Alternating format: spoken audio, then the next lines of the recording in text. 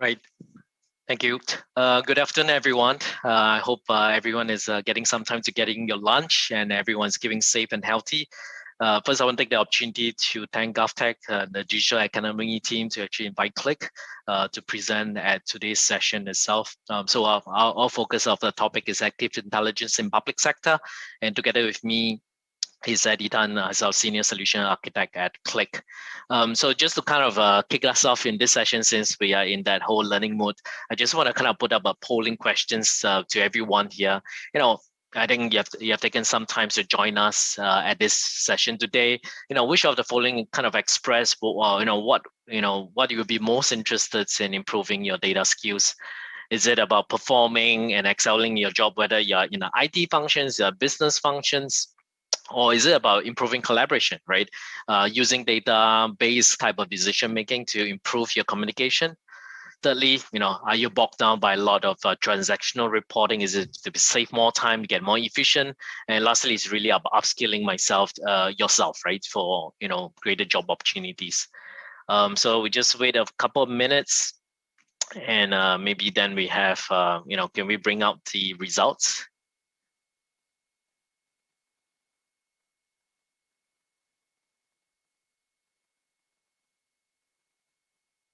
All right, I'm waiting for the results to come in, waiting for chat. All right, maybe I'll share the results and as we go through today.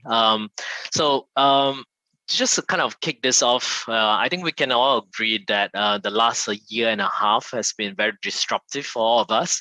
But I think almost suddenly what we have seen is the pandemic has been a period for rapid change, particularly in the public sector across the region. When the crisis kind of hit us in the beginning, every agency was rushing in terms of trying to get information and data out to actually help to react to that situation.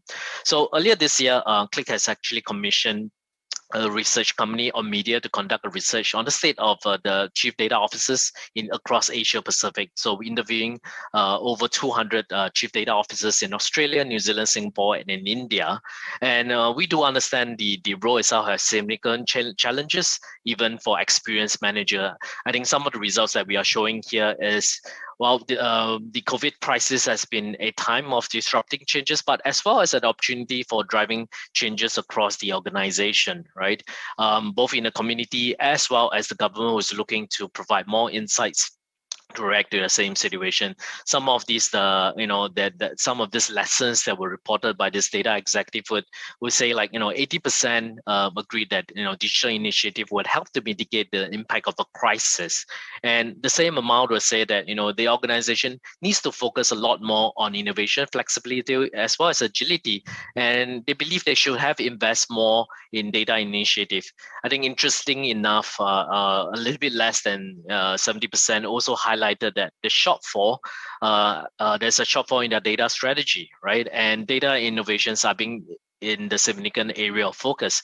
Now, I think why we all want to move towards, I think that's the reason I think a lot of you here is, we want to be able to rely on data insights while making mission critical decisions. As you can see, we kind of fall short of that number. Now, kind of what is required, right? So yesterday, the COVID-19 task force shared a broader plan for the new normal with possible home recovery and even traveling, right? What does it require for all the agencies here today to navigate in this new normal while, when COVID-19 is turning to be a pandemic to a endemic itself, right? So borrowing a concept here from Professor Michael Wade from IMD on managing disruptions.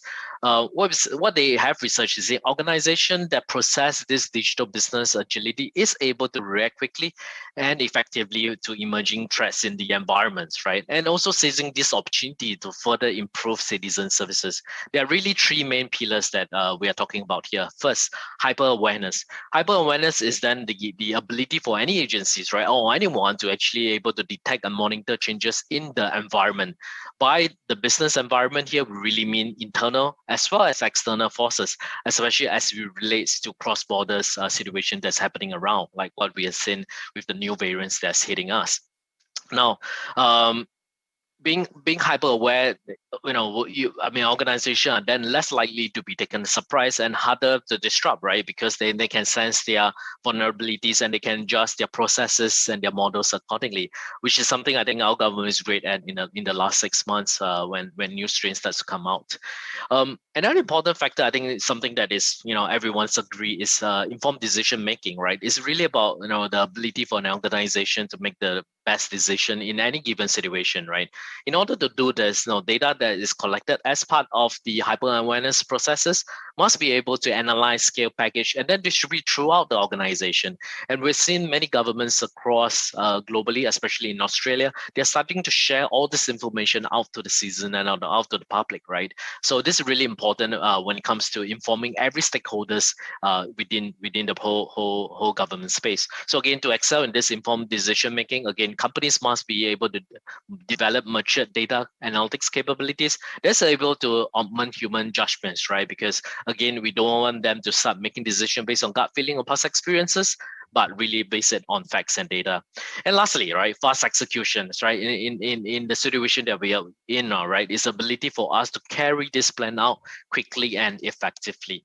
Now, companies, organizations, and agencies definitely needs to be informed at every single step of the change. So then you have the agility to make changes.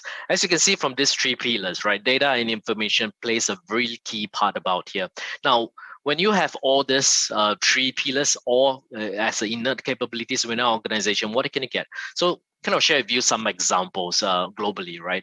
The first up is Army Corps of Engineers. So this is actually a part of a formation of the US Army, whose mission is really about delivering vital public and military engineering services to strengthen national security, energize the economy, and reduce risk from disasters. As you can imagine, there are many disasters that hitting United States. So in early weeks of the pandemic, they will actually mobilize, right, for disaster response efforts in just hours, and were charged with operationalizing alternative care facility, right? Really building up the quarantine center, and also to meet the demand for extra beds and treatments. So using live, constantly changing data and from a wide variety of system, they'll be able to assess demand by different geographic locations, in terms of the number of beds, what are cases that needs to be treated, what the arena they can be making use, for example, hospital, dormitories, stadiums, and also if they need to construct, what the cost and status. So in less than 8 weeks, they went from really zero to be able to access over 900 oversights and building out operationals, across what, and the ability to do this is they are hyper aware, right? They have built out a foundation to actually provide a common operating picture to manage this type of projects or initiatives. Now, we talk about informed decision making, right? This is where University Hospitals of Morecambe Bay and NHS in UK, right? Again, is really about having these capabilities in their command centers to be able to improve the way it manages patient capacity, right? And of course, then at the end, it's really about improving patient experience. And what set up in the hospitals, they have a command center that was powered by Qlik. So in the operational, how it leverages data from every single point from a typical patient journey that includes the ambulance, the admission, treatments, and then the patient discharge. So they have the whole end-to-end views. And more importantly is they are able to alert staff of key moments, right? And these moments are, for example, from a manager that's watching a patient flow, could be alerted to receive a notification if the occupancy is reaching greater than the optimal 85%. Now, the end result of this is then the staff is actually spend lesser time in terms of productivity to manage patient flow. And quickly see key matrices like where and when the base can be available and take actions immediately. And now the last example, I think this is where real-time alerting comes in, right? The real-time ability to actually react to a situation. So in this case, Ottawa paramedics in part of Canada, when the city was actually hit with the largest flood in recorded history, they were able to combine live sensor data from along the river and historical data, as well as 9911 calls that was related to flooding. So what they could do here is then they could better prepare and evacuate hundreds of homes, close troops, and position over 2 million sandbags, right? Well, there's almost one sandbag for every citizen in the neighborhood to protect the region, and then most importantly, minimize physical damages while they are protecting citizens. Again, what you're seeing is just three quick examples of having this digital business agility when you have set it up. Now, no matter which part of the world, right, the life of a government agency is made up of these moments I've kind of shared, right? And every of these moments actually require an action, right, to shift in direction in order to mitigate the risk.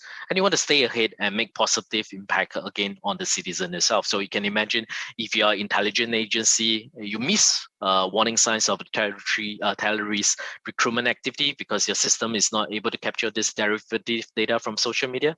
Or if you are in a town councils and contaminants are actually detected in your drinking water, but the system don't react or don't alert the town councils for quick remediations, or in the healthcare, right, where you fail to actually record some anomalies in terms of buying trends from a medical supplier. I think we've seen an example from last year, like PPE, for example. Some of the PPEs in the stores in some regions in the world, they're totally expired. They can't even use it. And then what if you are in the intelligence or police force, for example, you're unable to track locations of officers in order to to minimize the response times to get an action stance. Again, to seize this opportunity, definitely organization agencies need to arm your people and the system with up-to-date and real-time data. And the emerging of some of this use case that we see is representing a shift the way that we do BI or analytics.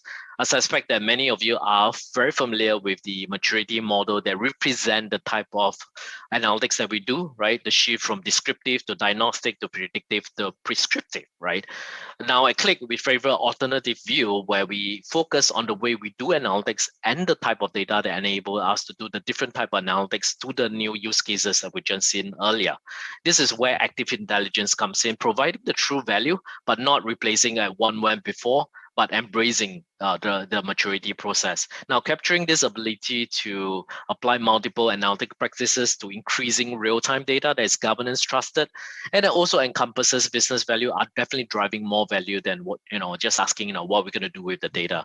So to put it a little bit more context, again, active intelligence is to tap on the pulse of your business or your agencies during, after, you build a dashboard and be able to action on it. So just over a decade ago in a financial crisis, we've seen many distressed organizations struggling to find data. In response to that, we enable data analytics architecture, bringing from passive to reactive. Now we want to be part of the journey to partner you to move into augmented and active intelligence. And this is where our vision is, right?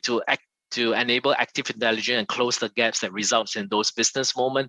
Ultimately, we put ourselves a few components to this. First, we are really delivering the components to enable us to build an end-to-end analytics data pipeline, right? Most importantly, to help organizations like yourself, right, to close the gaps between relevant data and actionable data, right? You can collect a lot of data, but how much of them is relevant, and ultimately, how much of them is actually actionable, right?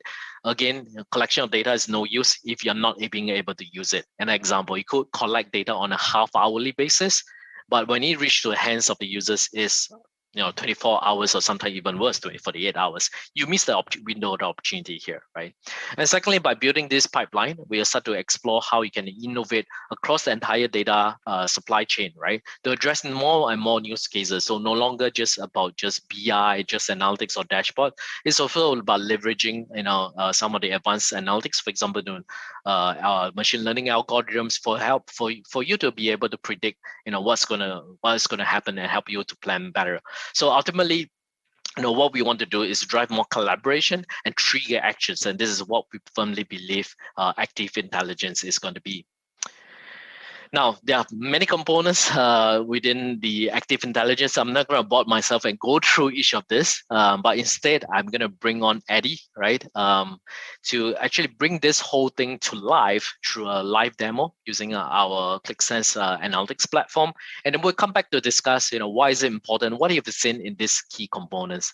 Right, next I'll have Einstein. Oh, sorry, it's actually Eddie, who's actually going to bring us through, the next 20-25 minutes of a showcase, and he's going to bring us a very scenario that's very familiar with all of us. Eddie, over to you, Eddie. Thanks, CK. Okay, so in this demo, let me bring you through an analysis journey for a person who is keen to buy a HDB resale unit. So I saw this article a few months back. Prices for HDB is getting more and more expensive. If I'm keen to buy a HDB resale unit, should I buy now? CK, let me ask you a question. Remember that time you were looking for a HDB resale unit? Where do you get all this information to actually help you with a purchase? Well, I went to various sources. I obviously go to my friends. I go to Property Guru. Now I was actually checking with the agents. Many different sources. So how about y'all? Can we get a poll on this question? Let the audience actually answer this question. Yep, the poll is coming up. So are you actually asking for friends, colleagues who actually brought recently? You get advice from family, from HDB website, from Property Guru, or actually you talk to a property agent. So where do you get all this information from?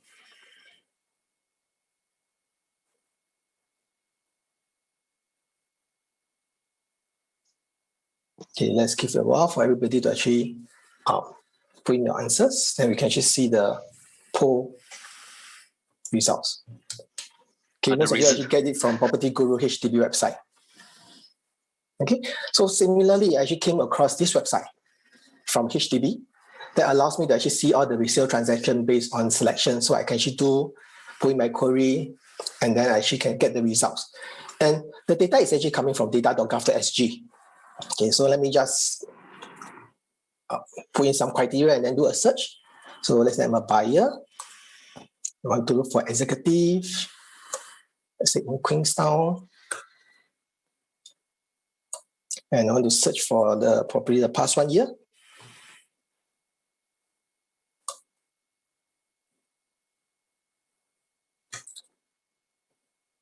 Okay, let me just refresh this page again. Okay, so you can actually see that I can actually get the results coming back. But it actually seems quite tedious because whenever I want to modify my selection, I have to re-enter my selection, rerun the query, and I can't really visualize the results because it's all in table form.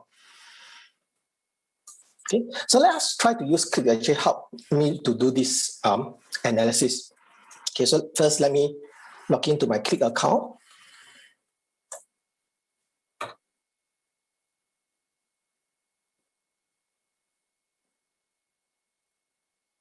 So once I log into my Qlik account, the first thing I'm going to see is the hub.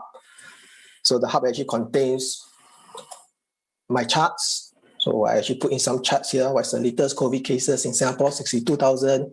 What is the average per square feet? I also have a section in my apps, so I can actually access all this information easily.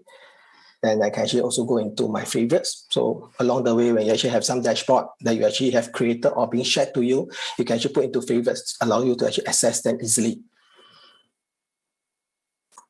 I remember my colleague actually created this particular analysis before and shared with me. I can't remember where is it. So let me just use the Insights Advisor chat to quickly ask a question.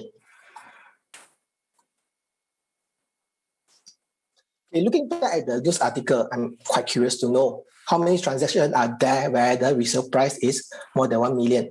So let me just put in this question and let the Insights Advisor chat go and find the answers for me.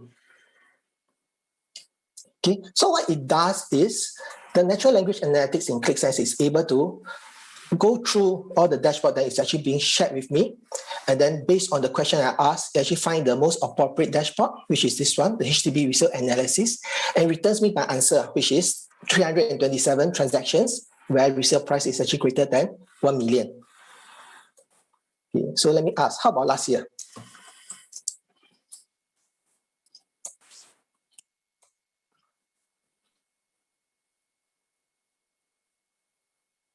So this is natural language.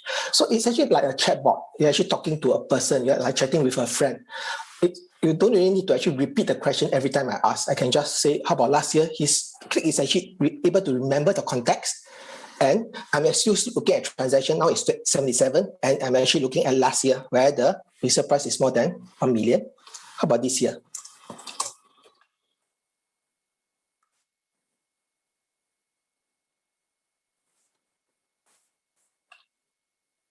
Okay, so this year is 96. So this is actually quite worrying because the whole of last year is 77, but for this year, only the first six months, it's already 96. So let's drill into actually analyze this further.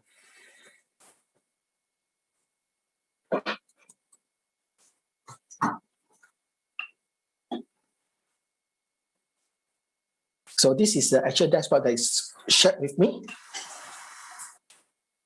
So I'm inside the dashboard. So I can actually start to do my analysis. So for example, I want to see what is there. I want to look at the resale price. I can select.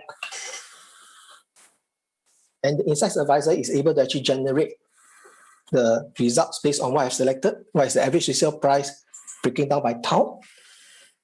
And I want to say, maybe I want to choose for flat model also. So I can see resale price by the flat model. So I can see type 2, type S2, type S1, etc. Okay, so I want to carry on my question. My parent is living in Queenstown, and I would like to know what is the average price for Queenstown.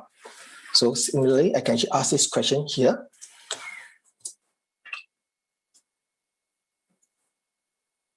So same thing as what I actually showed just now. QlikSense is able to actually, based on the question I asked, break them down. So in this case, what is the average price? Average price is actually used to generate these results, but inside my data is actually containing resale price. So I don't really need to ask in exact what is the column of my data.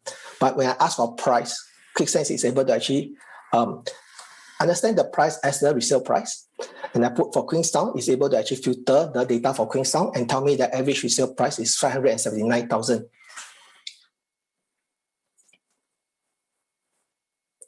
So how about the trend? I want to see over month, so I can actually just add in my question.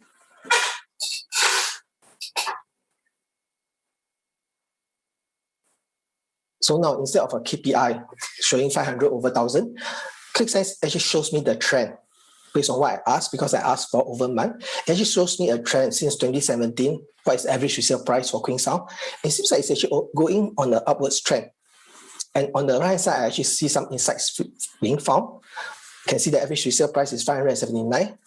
As what we actually seen just now. But I can also see the top and the bottom. The maximum is 709, which happened last year, April. And the lowest is 479, which happened in 2017, January. So looking at the trend, we actually start to, it's on the upward trend. I have to actually come into actually quickly start to do my analysis and then start to buy a HDB unit. Okay, on top of that, the augmented intelligence in QlikSense also help me actually return all this best visualization based on my question. Right, Eddie, I think these are really interesting. It's really easy for me as a home buyer to be able to navigate to this type of insights. What is required to set up these applications for augmented intelligence, the one that you just shown to us? Actually, all this augmented intelligence, the Insight Bot reply is actually out of the box. QlikSense is able to actually answer all these questions without any configuration. And the answers are generated based on the data that is within the dashboard. But if you want to customize it further, for example, when I ask for resale price, return me the PSF per square feet together with the resale price, it can be done also. I see. So, this charts, I think, is generated automatically, but, how do I actually start to make use of it in my own analysis or even a dashboard? Is it possible? Yeah, it's possible. So for example, you can see that there's an add to sheet button on the bottom. So you can simply click on this to add to your own dashboard. So I have seen some of my colleagues or my users who actually build their dashboard all by searching, asking, and adding.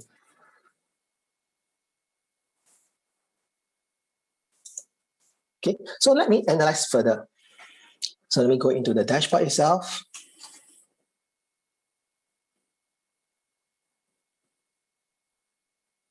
So this dashboard has been created with data coming from data.gov.sg, similar to the HDB website. But instead of searching one by one all the different criteria and return the results as a table, we can visualize all this data in a dashboard. So I can see the average per square feet, average resale price, transaction,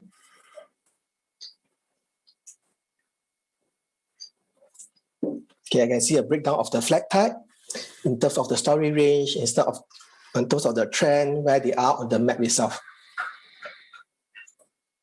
Okay, so for example, I'm actually keen in 5-room and executive. So let me just select. I want to see executive, I want to see 5-room.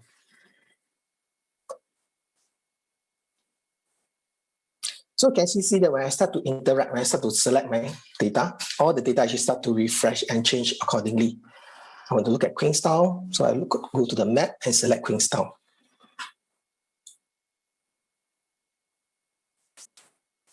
Okay, remember just now when I asked for average price for Queenstown is 500 plus, but if I zoom down to just executive and 5-room, now it's 859,000. Okay, so let me just go into the selection tool. And very clearly, you'll be able to see the green, white, gray. So what I've selected is colored in green. So 5-room executive Queenstown is in green. The associated data will be in white. Okay, so if I go into the flat model, you can actually see that the associated is in white. The unassociated will be in gray. Okay, and also if you actually see this selection here on the flat type, you can actually see that there's 2 shades of gray. The light gray shows for Queenstown, because I selected Queenstown. There are actually 2-room to 4-room units. But for the dark gray means that for Queenstown, there are actually no 1-room and no multi-generation transaction available. So Eddie, I mean, do you need to set this up? I mean, the filters and the green, white, and gray that you mentioned, do you actually need to set up in the model itself? No, it's not necessary. So this is actually built using the associative engine. So all this is come out of the box. Once you load in the data, for example, in this, all the transaction, resale transaction data, all this color coding, all this data association will be automatically being built in by the associative engine. So as a user, I can just simply select what I want, and the data will actually be reflected on the fly. So for example, I select, you can just see that it should start to change based on the selection I made. I see. Okay, I think that's good. Eddie, I do have a personal question. What about your in-laws? I mean, you talk about Queenstown. Do you need to consider staying near them? Yeah, thanks, Kate, for reminding. I should also consider Pasir Ris, which is where my wife's parents is staying. If not, she'll kill me. Okay, so let me add in Pasir Ris also. Okay, let me just search for Pasir Ris. Okay, so right now is I expanded my selection together with Queenstown, add in the Pasir Ris, and I go back. So now you can see the resale price actually dropped from 800 plus to 600 plus. But my budget is only 550K. So let me set an alert to notify me when the average resale price dropped below 550K. Eddie, you sure 550K? I don't think you can buy one with 550K. Okay, great. So let me just increase it to 600. So let me just set an alert for 600. Whenever the resale price actually dropped, so whenever the data is being refreshed, the resale price based on this selection that I've made is dropped below 600, send me an alert. Do I have to go to someone to create it, like IT? Or no? You can create by yourself. It's very simple. On the screen itself, you can just create the alert. So time to buy HDB. Okay, so I can add a measure. So you can actually use different measures to help you to do your calculation. So in this example, I use the average resale price. So you can actually see that currently it's 618,000. I can actually set the condition.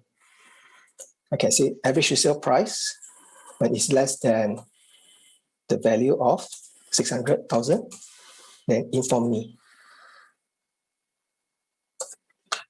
So I can evaluate this alert whenever the data is refreshed, because if the data is not refreshed, there's no point in alerting me because the data doesn't change.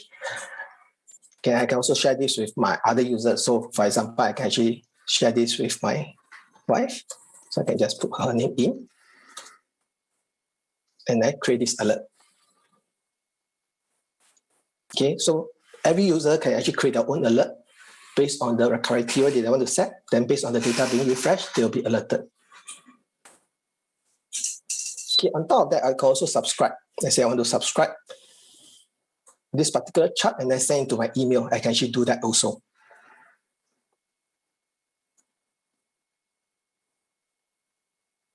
Okay, let us explore further. So based on the selection I made, let us look at other dashboard, other sheets.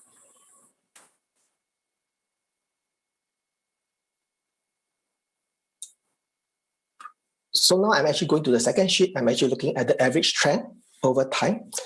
You can see that the selection I've made is actually being pasted over.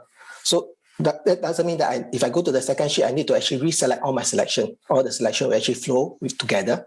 I can see that the trend is actually going on an upwards trend.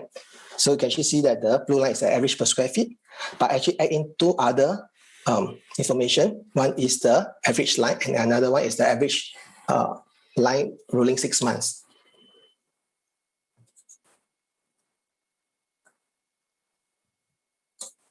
Okay, let's carry on. We can also do comparative analysis. CK, just now you mentioned about 600K. So this actually makes me wonder, can I compare the same flat type between Queenstown and Pasir Ris? Okay, it seems like the Pasir Ris might be not as expensive as Queenstown.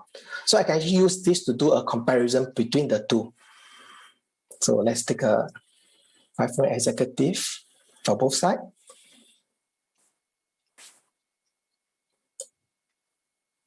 So on the left-hand side, I want to choose Queenstown. And on the right side, I want to choose Pasir Ris. Okay, so I actually have two scenarios here. So for the blue line, the top line is actually referring to the left-hand side, which is for Queenstown, 5-room executive.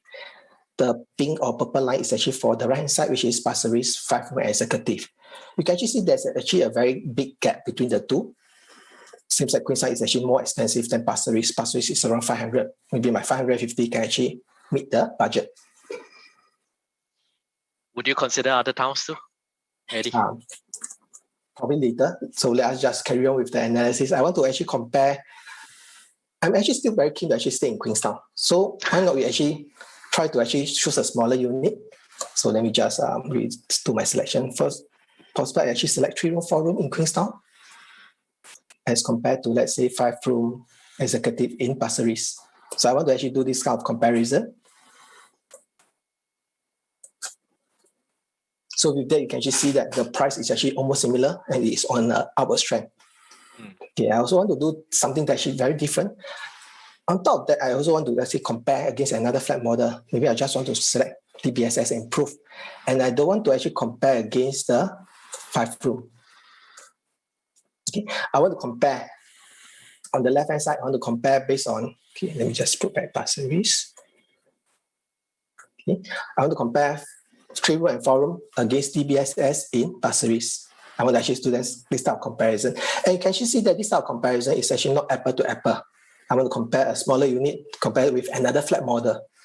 Okay, in Qlik, this type of comparison can be done easily without the need to actually duplicate the data set or to rebuild the data model. All these are out of the box. You just need to set the two scenarios and everything will work from there. So let's say if you want to actually add in other data set like amenities, schools, parks into the dashboard and use ratio to calculate, let's say, for example, I want to compare the distance between a block to the nearest school. I can actually add all these different data sets in. Okay, moving on. We can also do what if scenario. So on top of looking at the total price, I'm also very concerned on the monthly repayment. Okay, let me just remove all my selection and select back my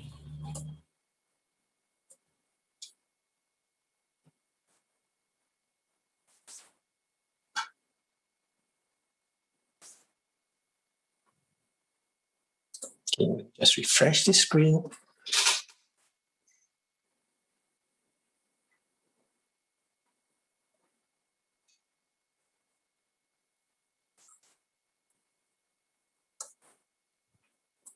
Okay, so let me fall back to my original selection. I select executive, 5-room for Queenstown and Pasir Ris. So this was my original analysis. Then go into the what if. Okay, so what if is actually a scenario where we can actually build in parameters. For example, I put in the interest rate of 2.6, which is what HDB charge. I can put in two scenarios. If I want to pay back the installment, the money installment in 30 years for scenario 1, 20 years for scenario 2. And I can set in my monthly budget. So based on my selection, I can just see how much am I going to pay per month. I can only afford 1,009 for 30 years or 2,006 for 20 years. Okay, so if I look at based on the selection I've made, I can't even buy a unit in Queenstown because Queenstown on the average is between 2007 to 3006. I can only afford Pasir Ris if I'm okay to actually pay for 30 years. Okay, so CK just asked me, why don't I consider other towns? I find it's actually probably it's a good time to actually consider. On top of looking at Queenstown and Pasir Ris, can I look at other towns? So let me just remove the filters. Okay, I'm still interested in 5-room executive, and I will actually visualize them on the map. So now I can actually visualize both period on the map. Okay, so for the top is actually 30 years, so screen in color means that it's within my budget of the money installment, and those below is actually 20 years. So you can actually see that with 1,008 for 20 years, I can't buy any unit. But if I actually go for 30 years, yeah, the outer fringe, I'm still able to actually consider some. You probably need to downgrade, Eddie. Or maybe I want to increase my budget. Let's try. Let's say I say 2005 for my budget. Oh. Yeah, now you see that even 20 years, I can actually have some of the units. And even 30 years, I can actually go down to, for example, Camera. Okay, so let me drop a note to my wife. So I can actually put in the note here. To ask her to increase budget? Yes. So I think I have to actually ask my wife to actually increase the budget. 2005.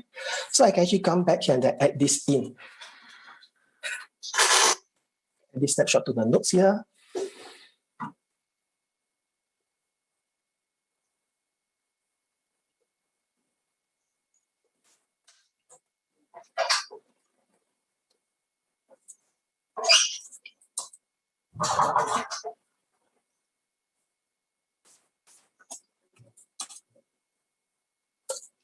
So actually also tag my wife in.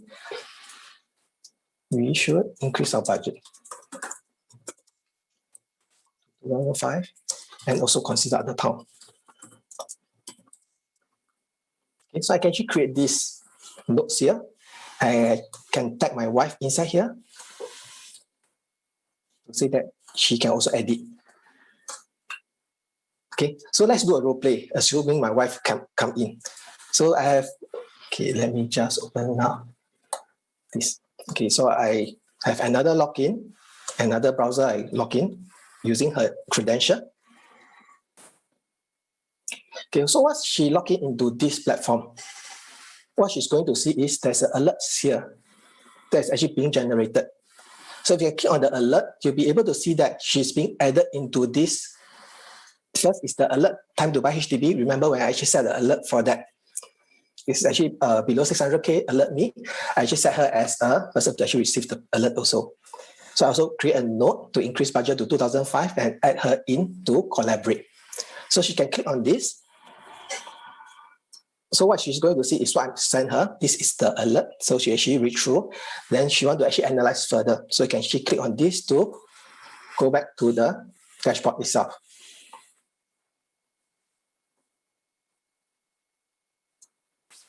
Okay, so she comes to the same dashboard as what I've seen, and then based on the same selection I've made, she can see all the results here. Okay, so she can also on the spot actually reply me. So let's say edit done.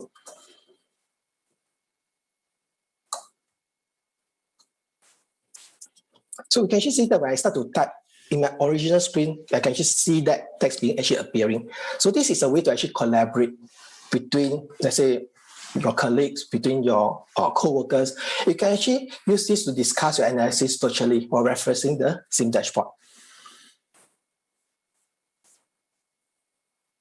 Okay, so what's next? So after making all this analysis, let me just pick areas. So just close down the nodes. Let's say I go down to Pasir Ris. Okay, so I consider Pasir Ris for the 5-room executive. Where do I go to next from here? So we can also build action into our analysis to pass our selection criteria to a website like Property Guru, SRX, etc. to show us the list of the current units. So I can click on this. I can actually pass to Property Guru. I can actually pass in the parameter that I've actually used to do my analysis, Pasir Ris 5-room executive. I'm able to see a listing of all the existing units. So what we have done previously is the existing transaction that's already passed. But what you are going to see inside property group is the future. All these are the on sale listings. Okay, so CK, after doing all this analysis, let me test you. Where do you think is the most expensive town in Singapore? I want to say Orchard, but we don't build HDB there, so I'll go for the second best, Bukit Timah. How about the rest? Can we get a poll on this question? Did we get a prize, Eddie? No, I can send you the app if you want. Okay. So is it Bukit Timah, Queenstown, Bukit Merah, or Bishan? Okay, let's give you some time to answer the question.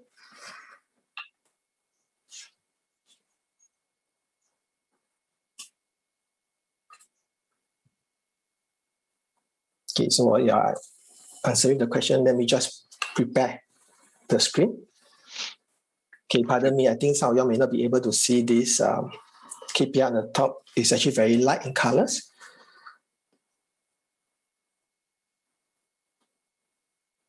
Should we bring out the poll results? Yeah. Yep. So actually a lot, I think the majority say Bukit Timah. So is it correct or not? Okay, so let us use the dashboard to actually help me to answer the question instead of based on gut feeling or based on experience. Okay, so there are actually two ways to look at this question. Most expensive can be by PSF or can be by resale price. Okay, so let's use the PSF to find the most expensive town in terms of the highest PSF. So based on the dashboard, I actually have this map here that's actually colored by the average per square feet. Let me make it bigger.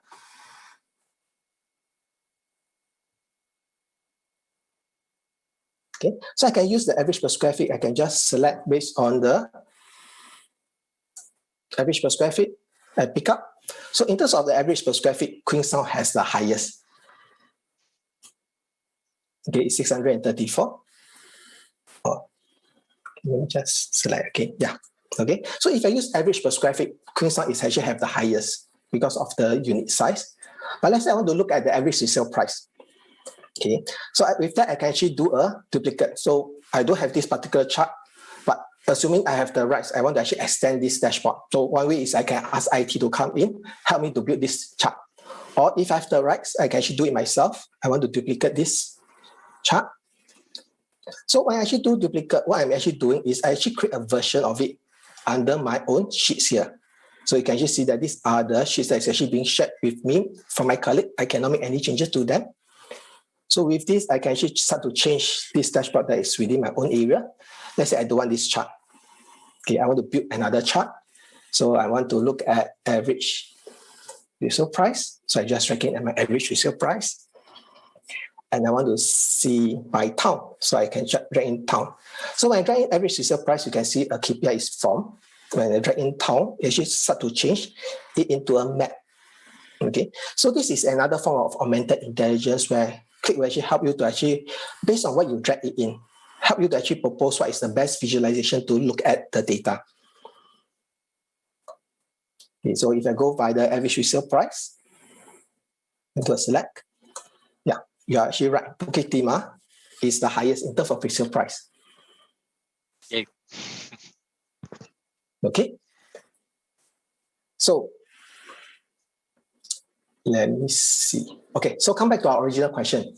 Where are all the 1 million HDB units? Can I do a listing for them? Okay, I think this is the most important thing everybody's looking at.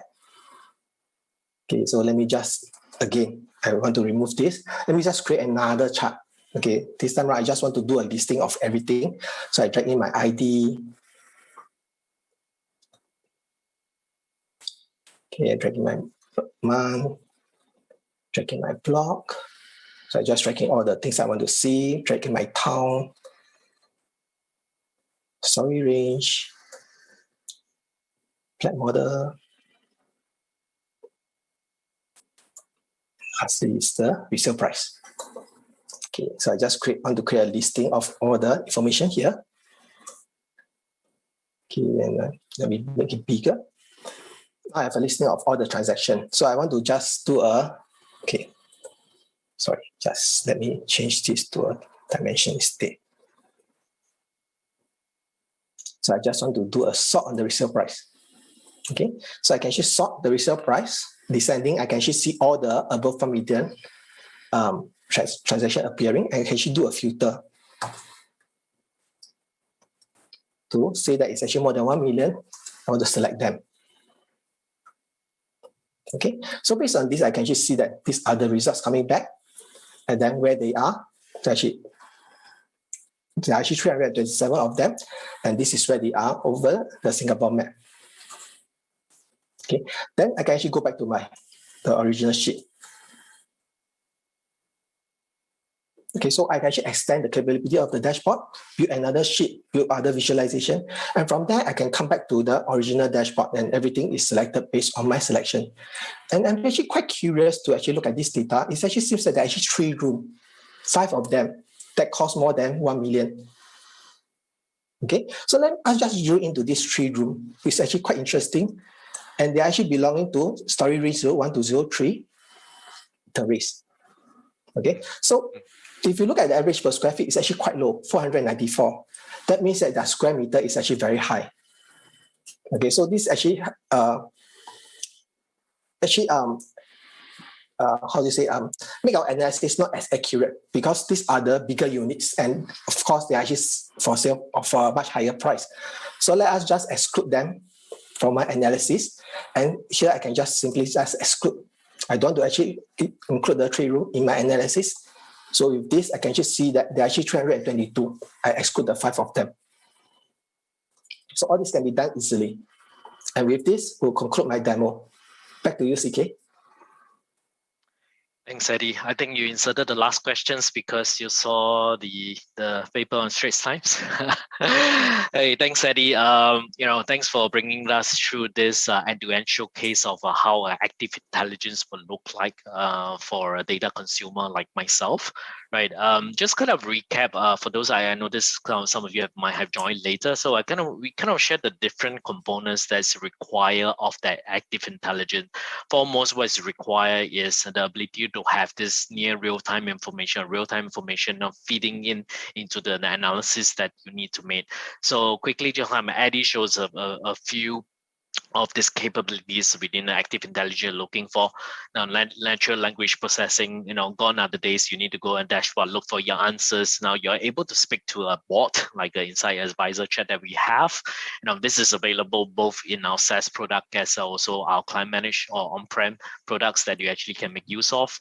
Then Eddie kind of shows that, data is kind of always ready because you want to get those insights. But again, any questions should come to your mind. You shouldn't need to actually be able to construct that. In this case, our cognitive engine is able to propose of this. So it helps you to actually make further analysis that you might not have think of. But more importantly, at the foundation of this, you must have business ready data to look at. Then Eddie also talked about collaboration, the ability for you to also trigger alerts. You want to be informed when certain threshold is past the mark. It could be based on IoT data, it passed the thresholds. For example, we're talking about, you have flood information that's coming in, it crosses certain water level, you want to be alerted, or like the example that Eddie have shown you, right? The prices goes beyond certain amount. Collaboratively, you want to actually analyze this information again with your colleagues. So in this case, this is a really latest release. It was just released off last night into our SaaS product. We will be coming to our client managed or on-premise products down the roadmap. Currently is now available in SaaS. And then I think one thing that you're not appreciate, right? Of course, Eddie is doing a lot of piping work behind it. In reality, right, when you want to connect to your systems, right, you want to enable the real-time analysis as Eddie would do it. Now you need to start moving away from what we call batch processing or micro batch processing, where you get data always a day late or you do it on an hourly basis. What you want to make use of is, for example, technology like change data captures, where it offers an impactless or agentless way of listening or getting stream-based data from your source system, be it core systems, be it an ERP finance system. You want to be able to get that information out without actually disrupting the operations of the production system. In this case, then you replicate into your target source, could be a data lake and data warehouse, then informs a series of downstream use cases, be it analytics BI or even advanced analytics itself. Again, well, we are definitely expanding very quickly across the different segments when it comes to data information. Where we want is be able to provide, that real-time information that is analytics ready and also business ready, right? For business users, anyone with any skill sets is able to create their analysis, able to do the self-service like Eddie have shown you. If they want to augment their own analysis, they are able to create sheets and create their own visualization. Lastly, more importantly, all the things, it should be it should be actionable. You want to inform an action. So very simple example, through alerting, through reporting. In near future, our roadmap is also about triggering workflow, right? Triggering a workflow to activate some actions within the system itself. And where we're seeing this in place, I just pick up this customer story. This Ministry of Health in New Zealand, they have embarked on journey from our analytics platform very early on. They're using Qlik for again understanding their healthcare situation nationwide. And quickly when COVID came, they struggle a little bit in the beginning because there's a lot of disparate data sources from around the country. Right, they need near real-time data, as you can imagine. When it hit us, many of the agency here in Singapore is also compounded to say, give me that data. I need those information, and the pandemic situation was changing. So situation awareness is really important. I think earlier I talked about this being hyper awareness. Again, because they already have a Qlik platform, it allows them to rapidly adapt and then build quickly a national view within the first week of pandemic. When it happens, they are able to then inform the parliament and ministers of what's going on. At the same time, they went ahead in terms of implementing a cloud data warehouse through Snowflake, and they actually make use of data replication software called Qlik Replicate, making use of change data capture to be able to get that information in real-time manner into the data warehouse. Then we are able to feed in the downstream use cases. Again, a lot of things has to be automated, so they actually use our published reporting to develop reports and provide automated updates to ministers and the cabinets. Again, the value that we see is one is the automation of the updates to support their decision making. Again, where we see New Zealand come out stronger of that is they have a really good system that's right now informing the officials of what they need to do. Again, the speed and agility is really important when it comes to situation and crisis like this today. Again, what we hope today is, I hope everyone is inspired by the use case that we shared, the demonstration that Eddie has provided you. So when you implement a analytics pipeline, is where information is able to flow from the raw system in terms of raw data, moving on to, again, your active intelligence platform, right, to be able to inform actions from here. With that, I think there were several questions, so we'll take some time. So we have about a little bit close to about 12 minutes, so we'll try to answer some questions. Get it coming, type it into the chat. I'll pick it up from the chat box, and I'll try to respond to the question if Eddie.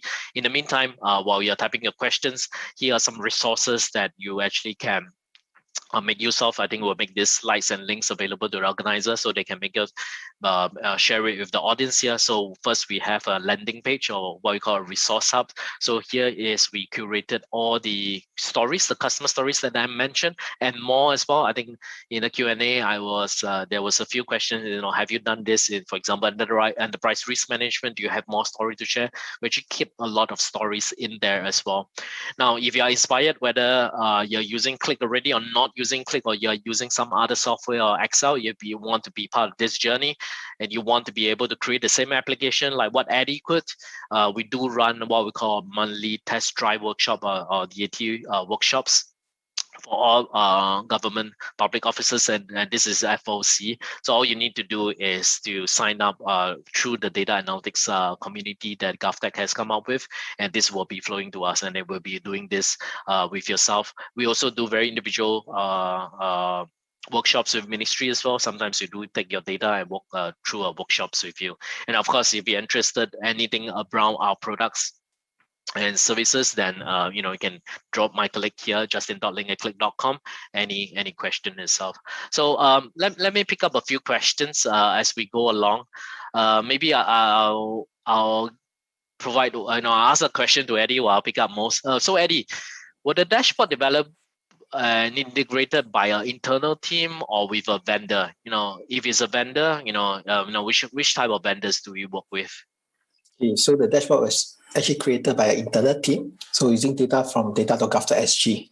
So as what CK mentioned just now, they actually have workshops, the test drive, to actually allow you to actually build the dashboard yourself. So for that 3 hours of the workshop, we'll be using this data.gov.sg, data from data.gov.sg to build that dashboard that you have seen just now. Right. No idea. I think what I'm trying to consolidate a few questions. No idea. I know you work very closely with a lot of agencies across in Singapore. What typically where you see the use case and how they are using Qlik for? Is it more into data discovery or is it more into just visualization? So it really depends on the use case by the individual agencies. So most of the time they actually want to replace using Excel. They want to actually build a dashboard that's repeatable. So they can actually build a dashboard. Next month, they can just do a refresh. They don't need to actually redo all the analysis as what if you are using Excel. But if you actually progress through the analytics journey, then you actually start to build more advanced analysis and can actually do more a different type of dashboards. Right, thanks, Eddie. And I'm also seeing a lot of what we call open data type of projects, both in Singapore as well in Australia, where we are also, publishing data through either Qlik dashboards or through web mashups to the citizens. I think a few that we've seen in Australia, for example, the Australian job board, for example, they publish all the jobs availability via Qlik applications. In Singapore, we also various example, for example, from Singapore Tourism Board, where they're also publishing arrival visitor data to the tourism industries as well. All right. I think probably just one last question, Eddie, maybe this is for you. In terms of some of the features and capabilities that we have shown, is it available just in SaaS or is also available in our on-prem version as well? So what we have seen so far, the accessing of the dashboard, the putting in the alerts, all this is actually available on-prem also, not only on the SaaS model or our cloud model. Right. Thanks, Eddie. Again, if you have any questions around, the products or capabilities I've seen today, some of it you might not have seen within your own agency, even though I've installed QlikSense, maybe the version is not up to date. We are definitely very pleased to be in contact with you, right, to show you again, one is a product demo, second is also a roadmap. So you have a very comprehensive roadmap for the next 2 years, and we have delivering features almost on a monthly basis. So as I mentioned, we just released one yesterday to the cloud as well. So if you have any questions, do not hesitate to reach out to us. So with that, I'd like to thank everyone here for your times and your patience. And I think your questions really help us to understand where you're looking at. Next week, actually, we're going to start the Data Arcade tournament. We do hope that you'll be joining us in that journey with Qlik as well. So Eddie and myself will also be there. We'll be also running through this set of demo. If you think that your colleagues would benefit of it, please join us next week. Otherwise, thank you very much and have a good rest of the day. Thank you. Thank you.